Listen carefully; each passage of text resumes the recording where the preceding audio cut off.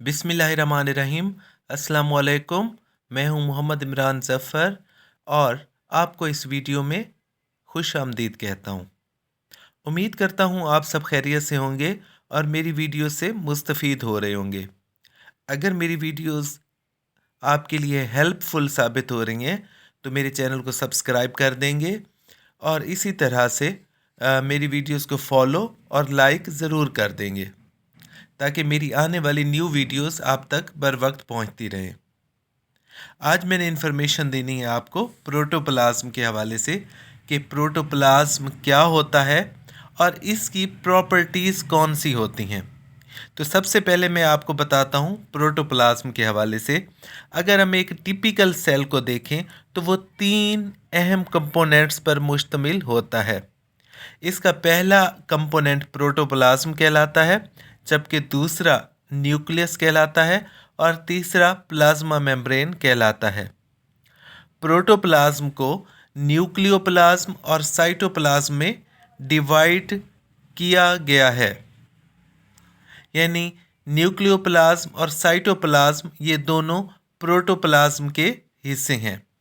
अगर हम न्यूक्लियोप्लाज्म को देखें तो ये न्यूक्लियस के अंदर मौजूद होता है, जबकि साइटोप्लाज्म जो है ये न्यूक्लियस और प्लाज्मा मेम्ब्रेन के दरमियान पाया जाता है। साइटोप्लाज्म लिक्विड मैट्रिक्स पर मुश्तमिल होता है जो कि साइटोसोल कहलाता है और इसके अंदर मुख्तलिफ़ किस्म की ऑर्गेनेलीज पाई जाती हैं। अगर हम देखें साइटोप्लाज्म के फंक्शंस को तो साइटोप्लाज्म के स्पेशल प्रॉपर्टीज़ की वजह से ही जो सेलुलर फंक्शंस हैं वो वाक़े होते हैं। साइटोप्लाज्म की जो स्पेशल प्रॉपर्टीज़ हैं उसकी वजह से ही मुख्तलिफ़ किस्म की सेलुलर फंक्शंस वकूअ पज़ीर होते हैं। अब देखते हैं कि साइटोप्लाज्म की कितनी प्रॉपर्टीज़ होती हैं। अगर हम इसकी सबसे पहली जो प्रॉपर्टी को देखें तो वो इसके कलर के हवाले से है। अगर हम इसके कलर को देखें तो वो ग्रेइश होता है, यानी protoplasm is greyish in colour. और प्रोटोप्लाज्म जो है ये इसकी एक और प्रॉपर्टी ये है कि ये नीम शफाफ होता है। ग्रेइश कलर तो है इसका, उसके साथ साथ ये नीम शफाफ भी होता है। और इसकी जो थर्ड प्रॉपर्टी है वो है स्लाइमी सब्सटेंस, यानी प्रोटोप्लाज्म एक स्लाइमी सब्सटेंस है। और इसकी जो चौथी अहम प्रॉपर्टी है वो है मूवमेंट्स ऑफ सेल। जो सेल्स की एक जगह से दूसरे जगह मूवमेंट है वो प्रोटोप्लाज्म की वजह से ही होती है, यानी movement of cell from one place to another or due to the protoplasm. जो प्रोटोप्लाज्म है इसकी जो एक और अहम प्रॉपर्टी है वो ये है कि ये विस्कस सब्सटेंस होता है।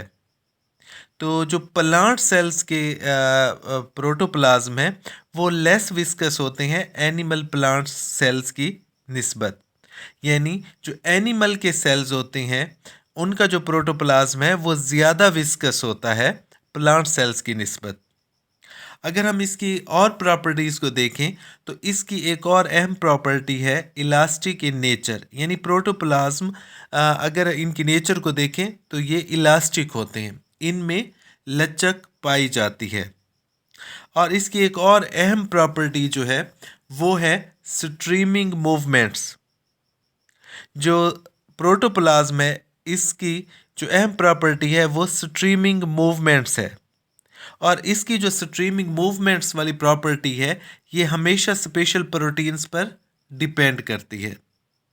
अगर हम इसकी और अहम प्रॉपर्टी को देखें प्रोटोप्लाज्म की तो वो कॉन्ट्रैक्शन और रिलैक्सेशन कहलाती है, यानी प्रोटोप्लाज्म में ये सलाहियत पाई जाती है कि वो कॉन्ट्रैक्ट और रिलैक्स कर सके।